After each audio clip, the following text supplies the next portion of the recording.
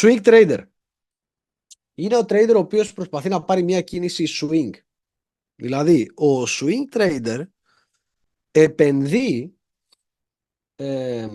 στο να πάρει μια κίνηση ουσιαστικά, ένα uptrend, ένα downtrend, ένα sideways, ωραία, θα τα δούμε και αργότερα, και να εκμεταλλευτεί σε ίσως και παραπάνω από μέρα κάποια trades. Δηλαδή μπορεί να ανοίξει trade σήμερα και να το κλείσει μετά από 2 εβδομάδες, γιατί περιμένει να πάρει ένα μεγάλο swing trade.